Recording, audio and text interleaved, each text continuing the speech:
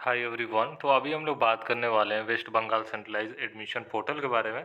तो phase one का admission आप सभी का हो चुका है। काफ़ी लोग वेरिफिकेशन करवा रहे हैं। अभी वेरिफिकेशन का ही शेड्यूल चल रहा है। आज लगभग 6 सितंबर, तो कल 5 सितंबर था। तो happy teachers day to all of you. ठीक है, कल मैंने वीडियो नहीं डाला था। तो देख लीजिए, क्या है कि जो भी कैंडिडेट का फेज़ वन में एडमिशन हो चुका है, तो आप लोग होपफुली क्लासेस भी करना स्टार्ट कर दो। वेरिफिकेशन के बाद आप कॉलेज जा रहे होगे, जो भी कॉलेज आपको मिला है वो कॉलेज आप जा रहे होगे, तो वहाँ पे आपको बताया भी जा रहा होगा कि आपका क्लासेस स्टार्ट हो चुका है। ठीक है, अब हम लोग बात कर लेते हैं फेज़ टू जो होने वाला है, यानी mop of round. Mop of round में काफ़ी लोगों का सवाल है अभी भी, हालांकि हमने एक डिटेल वीडियो ऑलरेडी कवर किया हुआ है। पर ये सवाल है कि इसमें कौन कौन से कैंडिडेट एलिजिबल होंगे, इसी से रिलेटेड हम लोग बात करेंगे। ठीक है, और यहाँ पे देख लीजिए, ये अपग्रेडेशन राउंड का था। 3 सितंबर को आप सभी का क्लोज हो चुका है। इसका डेट एक्सटेंशन नहीं किया गया। ठीक है, ऑलरेडी जो नया अलॉटमेंट हुआ था अपग्रेडेशन से पहले, उसमें एक दिन का एक्सटेंशन किया गया था। पर अपग्रेडेशन राउंड का जो रिजल्ट आया उसमें कोई एक्सटेंशन नहीं किया गया। ठीक है, अभी ये नोटिस वाला जो सेक्शन बनाया गया है, यहाँ पे आप देख सकते हो, जैसे कि यहाँ पे, हाँ, इसी के जस्ट डाउनलोड के जस्ट नीचे होगा, आप देख लीजिएगा। ठीक है, मैं ऐसे मोड में हूँ इसीलिए नहीं दिख रहा है। तो चलिए, अब हम लोग बात कर लेंगे कि कौन कौन से कैंडिडेट एलिजिबल होंगे मॉप ऑफ राउंड के लिए। सबसे पहले तो आपको शेड्यूल को डाउनलोड कर लेना है वेबसाइट पे अवेलेबल है। जैसे ही आप होम पेज पे आइएगा तो ऊपर में ही आपको दिख जाएगा अपडेटेड शेड्यूल वाला, जो ऊपर में स्लैश करते आता है ना, डिफरेंट डिफरेंट नोटिसेस, तो वहाँ पे आपको दिख जाएगा। ठीक है, और वहीं पे आपका जो भी शेड्यूल वाला है उसी में आपका काफ़ी डिटेल को शेयर किया गया है। तो हम लोग शेड्यूल ही ओपन कर लेते हैं। तो देख सकते हो आप लोग, ये रहा शेड्यूल। ठीक है, ये शेड्यूल आपके लिए काफ़ी इंपॉर्टेंट हो जाता है। फेज़ वन आपका एंड हो चुका है। आज 6 सितंबर, तो आज भी आप सभी का वेरिफिकेशन हुआ है। 8 सितंबर यानी संडे के दिन भी आपका वेरिफिकेशन होगा, और 9 सितंबर के दिन भी वेरिफिकेशन होगा। ठीक है, आप अपने कॉलेज के जो भी वेबसाइट है वहाँ पे देख लीजिएगा, और जिनका भी अलॉटमेंट हुआ है। तो अब हम लोग जो फेज़ टू है मॉप ऑफ राउंड है, इससे रिलेटेड बात कर लेते हैं। हम लोग जो टॉपिक था उस पर देख लीजिए। यहाँ पे जो 10 सितंबर से लेकर 13 सितंबर के बीच में आप सभी का जो होगा, पोर्टल को लाइव किया जाएगा। यहाँ पे आपका देख लीजिए, जो रजिस्ट्रेशन है, आप रजिस्ट्रेशन कर पाओगे। अब जो रजिस्ट्रेशन वैसे कैंडिडेट करेंगे जिन्होंने अभी तक West Bengal centralise admission portal पे पार्टिसिपेट नहीं किए थे, कभी भी आप यहाँ पे आए नहीं थे, आप मतलब सेंट्रलाइज पोर्टल के पार्ट नहीं थे, तो आप यहाँ पे एलिजिबल हो जाते हो। यहाँ पे देखिए सेकंड नंबर बॉक्स में applicants in the mop of phase from. ठीक है, तो फ्रेश एप्लीकेंट्स, जो फ्रेश एप्लीकेंट्स होंगे यानी अभी तक इस पोर्टल के पार्ट नहीं थे, वो एलिजिबल आराम से यहाँ पे हो जाएंगे। ठीक है, दूसरे वो candidate existing candidate applicants of phase one. ठीक है, मतलब वो लोग ऑलरेडी रजिस्टर्ड हैं, फेज वन से पहले ही उन्होंने एप्लीकेशन फॉर्म को फिलअप कर दिया था, और आप यहाँ पे एलिजिबल हो पाओगे जो भी कैंडिडेट रजिस्टर्ड है। ठीक है, अब जो लोग रजिस्टर है, वैसे सिचुएशन में कौन कौन से कैंडिडेट एलिजिबल होंगे ये समझ लीजिए। We are not allotted any seat in phase one. आपको कोई भी सीट नहीं मिला है फेज वन में, आपका एडमिशन हुआ नहीं है, आपने जो भी प्रेफरेंस दिया था, आपका मेरिट आया, उसमें आपका नाम नहीं आया। ठीक है, तो उसमें आपको कोई भी सीट अलॉटमेंट नहीं हुआ, तो उसमें आप एलिजिबल हो जाओगे। यहाँ पे भी आप क्या कीजिएगा, जो रजिस्टर्ड हो आप, सिंपली आपको लॉगिन करना है।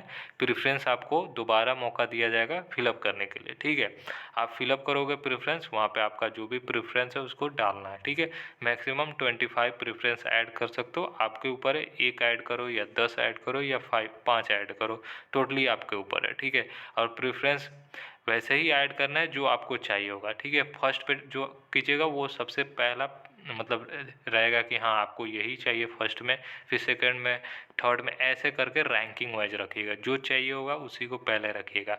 फेज वन में क्या हुआ, काफ़ी लोग अनयूजुअल प्रेफरेंस को ऐड किए थे, हालांकि हमने हर बार बताया है कि जो चाहिए होगा वही कीजिए। तो उन्होंने बहुत सारे प्रेफरेंस को ऐड कर दिया, अब उनको मिल गया, अब वो कह रहे हैं मुझे वो कॉलेज और कोर्स नहीं चाहिए। फिर क्या हुआ कि अगर आपको कॉलेज कोर्स नहीं चाहिए, एडमिशन लेके फिर अपग्रेडेशन में आना पड़ता था।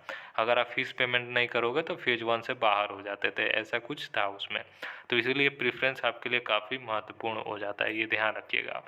ठीक है, तो जिनको भी सीट नहीं मिला था वो भी यहाँ पर कर सकते हो। मान लीजिए आपने फॉर्म भी फिलअप किया, आपने प्रेफरेंस ऐड नहीं किया तो आपको नहीं मिला होगा, या प्रेफरेंस आपने ऐड किया, आपको कोई भी सीट नहीं मिला। फिर बी में ये समझ लीजिए, cancelled their admission in phase 1, यानी उन्होंने कैंसिल कर दिया। अब इसका मतलब क्या, ये समझ लीजिए, जिनका भी फेज 1 में एडमिशन हुआ, मतलब सीट अलॉटमेंट हुआ, उन्होंने फीस पेमेंट कर दिया, अब ग्रेजुएशन राउंड आया, उनको कोई सीट अलॉटमेंट नहीं हुआ, ठीक है। अब वो उनको उसमें जाना ही नहीं है, जैसे प्रेफरेंस उन्होंने अपने पसंद का नहीं बनाया, जैसा हमने बोला था कि प्रेफरेंस जो चाहिए होगा वही कीजिएगा, अब उन्होंने अनयूजुअल प्रेफरेंस बना दिया। अब कोई भी XYZ रीज़न हो सकता है, उनको उसमें जाना नहीं था, या उन्होंने प्रेफरेंस दे दिया, फिर बाद में उन्होंने डिसीजन लिया कि हमें नहीं जाना है, ठीक है। तो आपने एडमिशन वहाँ पे कैंसिल कर दिया, तो आप यहाँ पे एलिजिबल हो जाते हो फिर से आप प्रेफरेंस ऐड करने के लिए, ये ध्यान रखिएगा, ठीक है। और कैंसिल करोगे तो ये फीस जो रहेगा उसी टाइम वापस नहीं आएगा, ठीक है, ये ध्यान रखिएगा आप। फीस आपका लेट से आता है वापस। अब जब मॉप ऑफ राउंड होगा, इसमें देखने वाली बात है कि पुराना फीस इसमें एडजस्ट होगा या नहीं होगा। जब अलॉटमेंट होगा, जब टेक एडमिशन करोगे, अब वो देखने वाली बात होगी कि इसमें एडजस्ट होगा या नहीं होगा पुराना फीस नए फीस से। अगर एडजस्ट नहीं होता है, फॉर एग्जांपल बताता हूँ, तो वो जो फीस आपका है वो रिफ़ंड हो जाएगा आपके जो भी बैंक अकाउंट है, फॉर्म फिलअप करते दौरान आपने जो भी बैंक अकाउंट दिया था उसी बैंक अकाउंट में आपका रिफ़ंड हो जाएगा। अगर एडजस्ट हो जाएगा तो आपके लिए अच्छी बात है, अगर अलॉटमेंट होगा तो वैसे सिचुएशन में, ठीक है।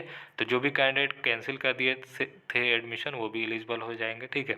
फिर सी में बोला जा रहा है did not take admission after seat allotment in phase 1, यानी उनको सीट अलॉटमेंट हो गया, उन्होंने फ़ीस पेमेंट नहीं किया फेज 1 में, तो उन्होंने फ़ीस पेमेंट नहीं किया और एडमिशन नहीं ले पाए थे, वो भी यहाँ पे एलिजिबल हो जाओगे, आपको भी वहाँ पे प्रेफरेंस ऐड करने का मौका दिया जाएगा, ठीक है। तो ऐसे कैंडिडेट यहाँ पे एलिजिबल हो जाएंगे, ठीक है।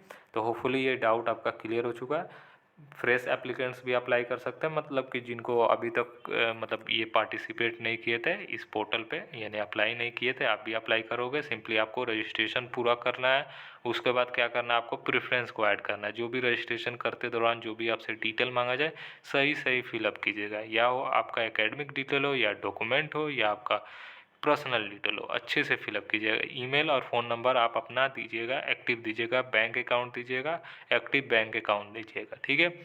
फिर जो भी कैंडिडेट ऑलरेडी रजिस्टर्ड थे, उन्होंने एडमिशन नहीं ले पाए थे, या एडमिशन कैंसिल कर दिए थे, या उनको एडमिशन मिल गया था, उन्होंने एडमिशन किसी कारण से नहीं लिया, वो भी यहाँ पे एलिजिबल हो जाओगे, हालांकि हमने आपको समझा ही दिया, ठीक है। तो चलिए यही था, बाकी होपफुली ये डिटेल आपको समझ में आया होगा। कहीं पे भी आपको डाउट हो आप हमसे पूछ सकते हो, ठीक है। तो चलिए तब तक के लिए बाय। बाकी आप सभी का जो 10th से स्टार्ट हो रहा है फेज 2, तो अभी थोड़ा सा अभी टाइम है, अभी लगभग 4 दिन का अभी टाइम है, तो बीच में अगर कहीं पे भी आपको डाउट लग रहा है, कोई भी टॉपिक मतलब टॉपिक पे वीडियो चाहिए, तो ज़रूर आप हमसे कह सकते हो, ठीक है।